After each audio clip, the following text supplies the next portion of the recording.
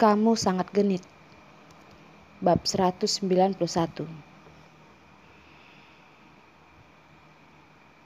Rehan melakukan segala sesuatu selalu dengan tiba-tiba.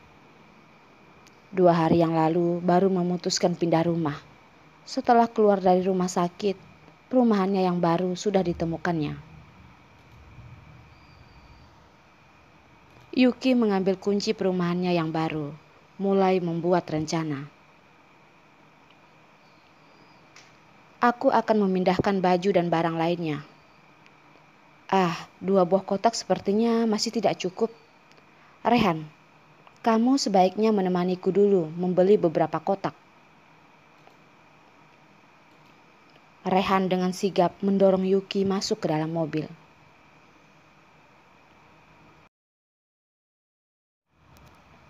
Tidak perlu. Buang saja semuanya dan ganti dengan yang baru. Kita akan langsung pergi ke perumahan kita yang baru. Yuki menatap Rehan dan berkata, meskipun begitu, kita tetap harus pulang terlebih dahulu. Aku masih ada beberapa barang di rumah. Laptopku, kartu ATM-ku, pasporku, barang-barang seperti ini tidak mungkin akan dibuang juga kan? Rehan membantu Yuki memakai sabuk pengamannya sambil berkata, aku sudah membantumu membawa semuanya. Yuki merasa terkejut. Bagaimana caranya kamu masuk? Dia tidak ingat pernah memberikan kunci rumahnya kepada Rehan. Rehan menaikkan alisnya. Pada saat kamu tertidur, aku mengambil kuncinya langsung dari dalam tasmu. Yuki tidak bisa berkata apa-apa lagi. Setelah beberapa lama, dia baru memutar kepalanya menghadap Rehan. Rehan, kamu mengambil barangku. Bukankah kamu sebaiknya harus bertanya terlebih dahulu kepadaku? Adakah orang yang tidak tahu aturan sepertimu? Rehan sembari melihat kaca belakang mobil, sembari mencium bibir Yuki. Kamu adalah milikku. Yuki menahan amarah menatap Rehan dan mengancam Rehan. Rehan, jika kamu tidak bisa mengubah kebiasaan burukmu itu, aku akan kapan saja menyerah terhadapmu.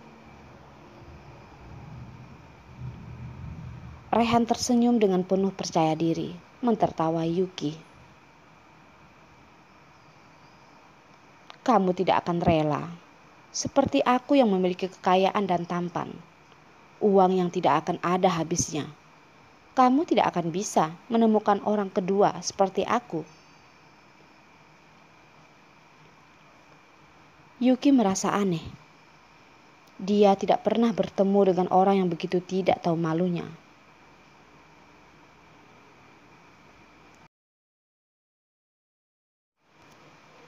Setelah mengendarai selama 1 jam, akhirnya mereka sampai pada perumahan baru Yuki. Perumahan barunya sangat mewah, dengan tingkat keamanan yang sangat tinggi. Membutuhkan sidik jari agar bisa masuk ke dalam perumahan tersebut. Yuki mengikuti Rehan masuk ke dalam perumahan tersebut, sembari melihat pemandangan di sepanjang jalan, sembari memandang iri orang-orang kaya yang ada di sana.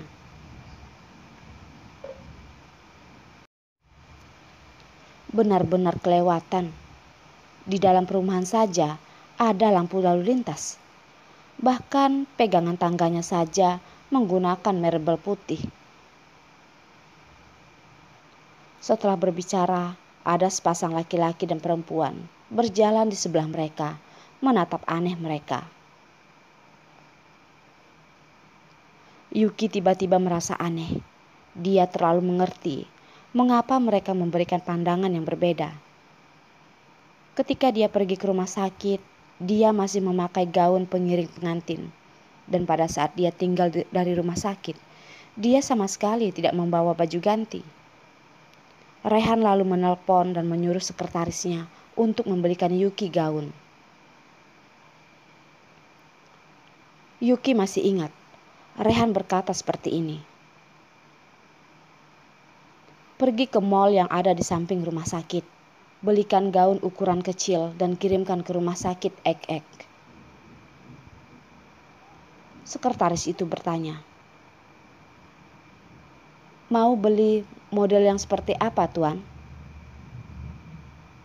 Rehan terdiam sejenak lalu menjawab, belilah yang paling mahal. Setelah itu, datanglah gaun yang berharga paling mahal. Atasnya berbentuk huruf V yang dalam. Rok bawahnya sangatlah pendek.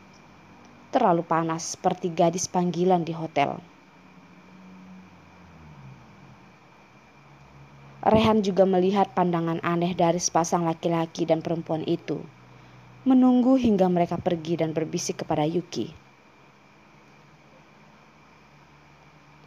Mereka pasti mengira kamu adalah gadis panggilan. Di dalam pasti akan merasakan iri kepadaku.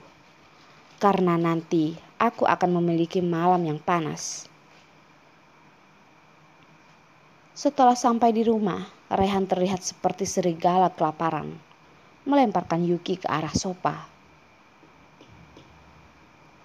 Rehan membuka bajunya dengan penuh pesona.